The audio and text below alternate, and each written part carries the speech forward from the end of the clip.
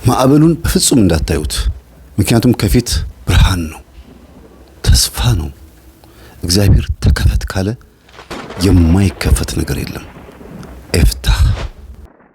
ይህንን ቪዲዮ ስናቀርብ በተለይም ደግሞ ባለፈው በላይቭ ያቀረብኩትን 40 ምናምን ሺህ ሰው ያየውን አሁን እስካሁን እስከ 50 ሺህ ምናምን ሰው ያየዋል።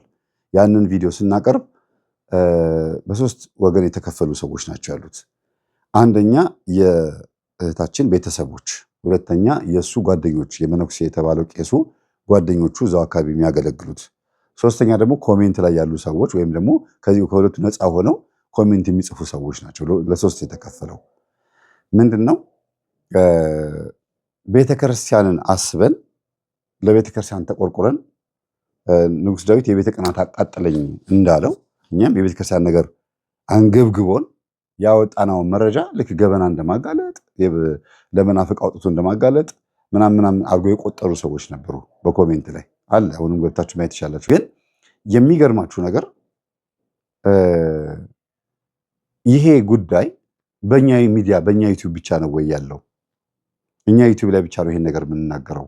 ሌላ ዩቲዩብ ላይ፣ ሌሎች ሚዲያዎች ላይ፣ ሌሎች ቦታዎች ላይ ይሄ ነገር በተደጋጋሚ ቪዲዮ ተቀርጾ እንዲያደርገኝ አስወለደኝ ብላ መነኩሲቷ ጎንደር አካባቢ ላይ ያለች ሴትዮ ያውን መነኩሲት ነች ራሷ ተደፍራ ራሱ መነኩሴው እንጀራ የምታቀርብለት ልብስ የምታጥብለት ረዷ የምታግዘው ሆና በእርግጥ ሴት ረድ እንድትኖር ለምን እንደተፈለገ አልገባኝም እንጂ ለዚያው መነኩሲት ሆና እና በዚህ ልክ በጣም ብዙ ቫይራል የወጡ ነገሮች እያሉ ይሄ እኛ መልኩን ሳናሳይ ስሙን ሳንጠቅስ እንዴ የሴትዮዋን መልክ ሳይታይ እንዲሁ በድምፅ ብቻ እንደዚህ ከተንጫጩ ፊት ለፊት የምናወጣው በጣም ብዙ ቪዲዮ ይኖራል ማለት ነው።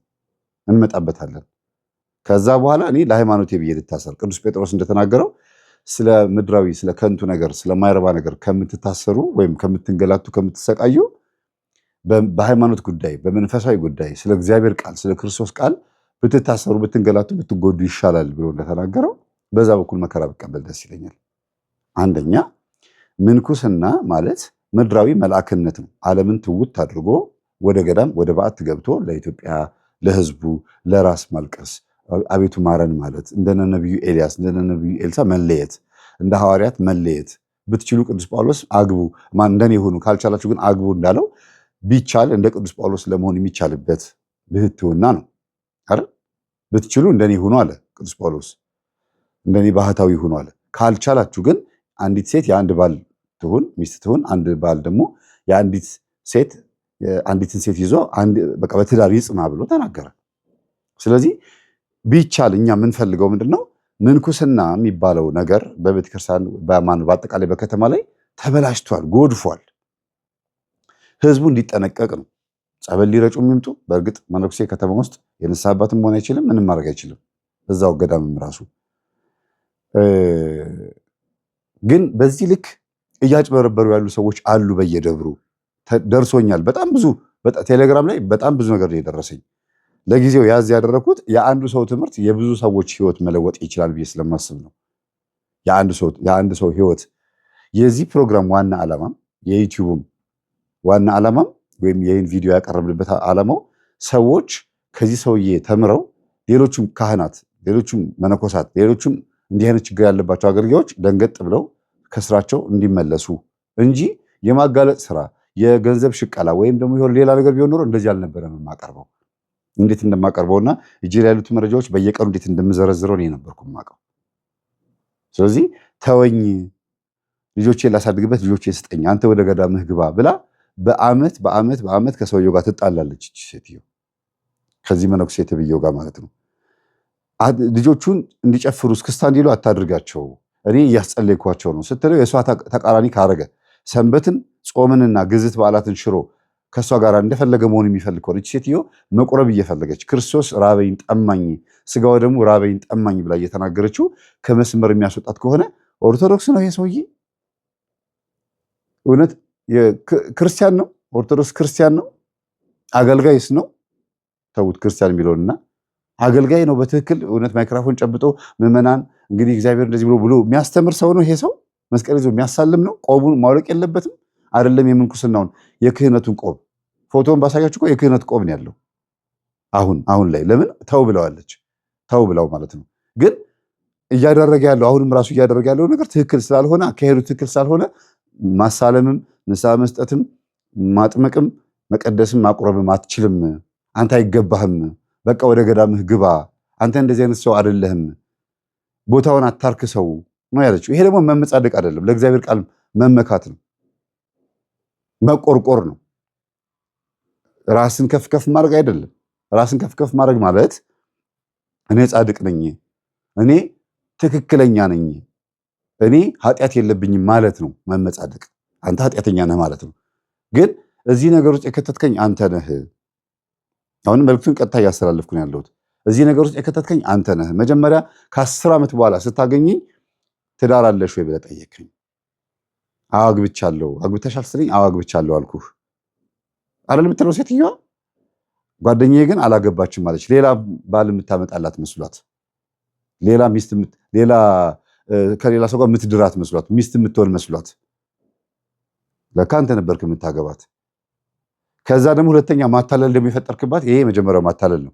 ሁለተኛው ማታለል ደግሞ የእግዚአብሔርን ቃል የቤተክርስቲያናችን ዶግማና ቀኑና ትውፊት የሚባለውን በቤተክርስቲያን ውስጥ ያለውን የምንኩስና አስተምህሮ አዛብተህ ይፈቀዳል፣ ይቻላል፣ ትዳር መያዝ እንችላለን፣ ችግር የለውም፣ ይሄ ብዙዎች መነኮሴዎች እኮ የሚያደርጉት ነገር ነው፣ ምንም ማለት አይደለም ብለህ አዛብተህባት ትምህርቱን እሺ ብላ እንድትል አደረካት መጀመሪያ። በኋላ ደግሞ መስተፋቅር ስታስነካት ደግሞ ካልመጣህ ብላ አበደች። በቃ አንተን መናፈቅ አንተን መከታተል ሆነ ስራዋ። ወይም ደግሞ ጭራሽ ፈላጊዋ እሷ ሆና ቀረች። መስተፋቅር እንደምታደርግ ደግሞ በሌላ መንገድ ብዙ ቦታ አግኝቻለሁ። መጣሁ እኮ እኔ እጄ እኮ ረጅም ነው። እዛው ደብር መጥቻለሁ። እያንዳንዱ የምታደርገውን ነገር ሌሎቹ ያደረካቸው ነገሮች ሁሉ መረጃ ሰብስቤያለሁ። አንድ ስቴፕ እስክትሄድ ነው የምጠብቀው። ብዙ እየተሯሯጥክ እንደሆነ ስለሰማሁ ነው። ከደብሩ ለመውጣት መረጃህን ለማጥፋት እየሞከርክ እንደሆነ ስለማቅ ነው። እኔ ደግሞ ቀድሜ ያለው መረጃዎቹን በሙሉ አግኝቻለሁ። ሁሉ ነገር አውቀዋለሁ። ቀድሜ እኔ ሳልጠነቀቅ ሳልሄድበት አላደርገውም። መጀመሪያ አንተ አሁን ሰምተህ ነው የምትሯሯጠው። እኔ ቀድሜ ያለው ስለአንተ ብዙ ነገር ግን አሁን የምፈልገው አንተን ማዋረድ፣ ጠላት አይደለህ ወይ ደግሞ የሆነ ቦታ አላቅህ የሆነ የወሰድክብኝ ንብረት የለ። በሄድክበት ርቀት ግን ለመሄድ እንዲመቸኝ ቀድሜ የሄድኩበት መንገድ አለ ማለት ነው። ስለዚህ ምንኩስናህን ይዘህ ገዳምህ ግባ። አይ አልገባም መነኩሴም አይደለሁም በቃ እኔ አልፈልግም ካልክ ደግሞ ቤተክርስቲያን ማገልገልህን አቆም፣ መስቀል መያዝህን አቆም። ሴትዮዋም አንተን መፍታት ትፈልጋለች። በቃ እንዲህ አይነት ትዳር የለም ነው እያልን ያለ ነው። ከምንኩስና ጋር ትዳር የለም። ቤተክርስቲያን እያረከስካት ልጆችህ እንዲጨፍሩ እያደረግክ እንዲህ አይነት ህይወት እየኖርክ አገልግሎት የለም። ማይክሮፎን ጨብጦ ማስተማር የለም። ህዝቡም እዛ ምዕመኑም ራሱ ያውቃል። የኔን ትምህርት የሚከታተሉ ሰዎች ደወሉልኝ እኮ አንተ ቆመህ እዛ ከሰዎቹ ጋር በምትውልበት ውሎ ቦታ ላይ የሚያውቁ የኔ ተማሪዎች አሉ። ኧረ እንጨምርልሃለን ብለው ሚስትህ ውሎህን አታውቅም። ውሎህን ደግሞ የሚያውቁ ሰዎች ደግሞ እኔ ጋር መጡ። ውሎህን የሚያውቁ ማን እንደሆንክ የሚናገሩ የት የት ቦታ እንደምትሄድ የሚያውቁ ደግሞ እኔ ጋር መጡ።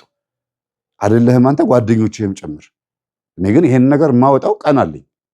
ማወጣበት መንፈስም ብትልኩ ይዘዋለሁ፣ ጥላወጊም ብትልኩ፣ አሾክሿኪ መንፈስ ብትልኩ ይዘዋለሁ። አንድ ርቢ የትኛውም ችግር የለውም። የክርስቶስ ስጋና ደም እያለ ስግደት፣ ጾም፣ ጸሎት እያለ ቀጥቅጬ ይዘዋለሁ። በደንብ አድርጌ እማቀው ትምህርት ስለሆነ ማለት ነው። እናንተ የፈለጋችሁትን በሉት። በመንፈስ በኩል ይሄን የፈለግከውን አድርግ፣ በህግ በኩልም ደግሞ የፈለግከውን አድርግ። ቀድሜ የሄድኩህ ነገር ስላለ ስትጨርስ አንተ ስትጨርስ እኔም በክርስቶስ በሃይማኖቴ ጉዳይ የምቀበለው ዋጋ ስጨርስ ደግሞ እመጣብሃለሁ፣ ደግሞ መልሳለሁ እንደገና። ምክንያቱም ብዙ ነገሮችን ስለማቅ ማለት ነው። አድራሻህን ብታጠፋም የትም ቦታ ብትሄድም አንተን የሚያውቁህ ሰዎች እኔ ጋር ስለመጡ ውሎህን የሚያውቁ ሰዎች ስለመጡ የትም ቤት ከሳኝ የትም ደብር ብትቀጠር በቃ አሁን ያለህበት ሁኔታ ካህን የሚያስደርግ መስቀል የሚያስዝ አይደለም።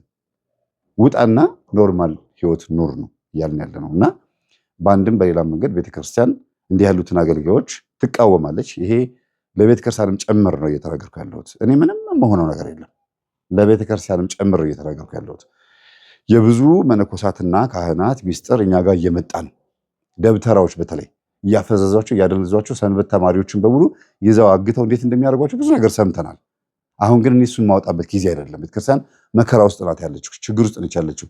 የምንፈልገው ከዝሙታችሁ፣ ከገንዘብ፣ ከአስማታችሁ ውጡና ከሌብነታችሁ ውጡና ለቤተክርስቲያን ለህዝቡ ጸልዩ። የማይገባችሁ መስቀል አትያዙ ነው እያልን ያለነው። በቃ ይሄንን ነው። በመንገዳችን ወደ ጽድቅ በር ስንጓዝ በግራና በቀኝ ብዙ ማዕበል አለ። ግን ከፊት የሚታየን ብርሃን ስለሆነ እናልፈዋለን። አንፍራ። ተከፈት በሉት።